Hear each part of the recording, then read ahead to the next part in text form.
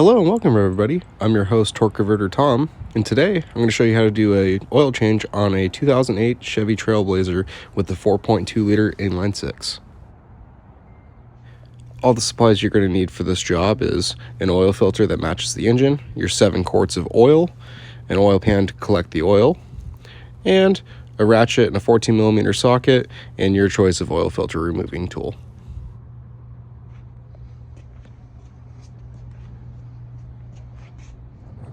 Also make sure that you have some shop towels on hand. That can definitely help you out for a mess.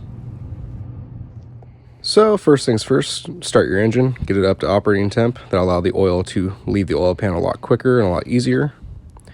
Then get down below after shutting off the engine and remove these 4 14mm bolts. I unfortunately only have 3. That removes the skid plate, showing us the oil pan. So you got your drain plug right there, and then you got your oil filter right here behind the cross member. A little hard to get to, but definitely doable.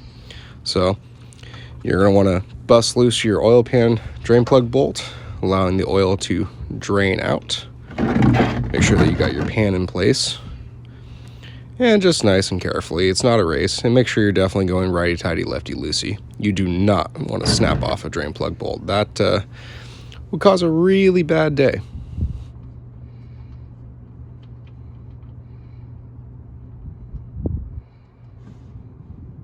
Once you have your drain plug bolt taken out, go ahead and clean off your threads and get it nice and clean. That way it's easier to reinstall. Once you have drained all the oil from the pan, go ahead and reinstall your drain plug bolt. And it doesn't have to be torqued, just nice and snug. Get it in there good and tight. And the fun part, getting to the oil filter. I recommend using a oil filter socket style like this. A lot easier to do. But unfortunately, I did make a bit of a mess, so make sure you have some shop towels on hand, because that is hard to reach and take out without making a mess, I tell you what. Now, if you're only going to take one thing away from this video, take this away from this video. Listen to what I'm saying. There is a special place in hell for people who do not pre-oil the gaskets on their oil filters. It makes sure that the mating surface is a lot better. It also makes it a lot easier putting it on and taking it off in the future. So just a little film of oil, be good to go. After that, go ahead and pre-lube your filter. I'd say pour about, 3/4 of the way up. This makes sure that there's no, second or two of dry start with the oil trying to go from your oil pan to your filter to the block. Just something that I recommend that you always do when you have a filter that's going straight up and down or a little bit sideways into a block, so that way it's actually doable. Once that's all done, time to install your filter. I apologize for the bad angles down here. Make sure you're just going nice and straight on the threads. Don't go in sideways because you will cross thread. And once you get it started, just get her hand tight. Nothing more than hand tight, just good and snug by hand. Do not use a wrench. Trust me, it'd be a big mistake. Once you got the filter tightened down by hand as much as you can, time to add your oil. Home stretch. I always recommend using a funnel. Mitigates messes and makes things a heck of a lot easier. So go and add your 7 quarts of oil.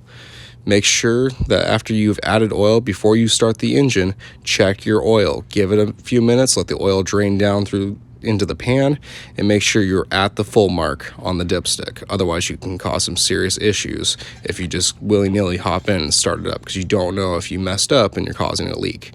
So make sure your oil is at the full mark. I check it a few times just to be safer than sorry. Then go and hop in, get her started. After starting the engine, I make sure to watch my oil pressure gauge climb, make sure that we're proper PSI for idle.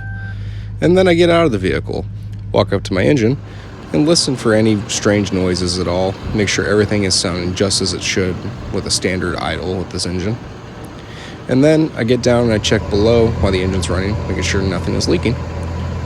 After which, shut off your engine and make sure to reinstall your skid plate, and then check your oil. After it's had a few minutes to drain down and cool off, make sure you're at the full mark for the dipstick.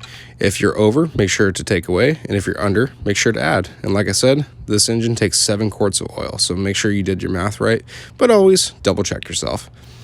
So with that all done, go and shut your hood, and congratulations, you're done. That is a complete step-by-step on an oil change on a 2008 Chevy Trailblazer. I appreciate you guys all watching. I hope I was able to help you guys out on doing this job. Please like the video if you liked it, dislike it if you didn't like it. Leave me a comment down below. Tell me what you guys think. Please consider subscribing, really helps me out.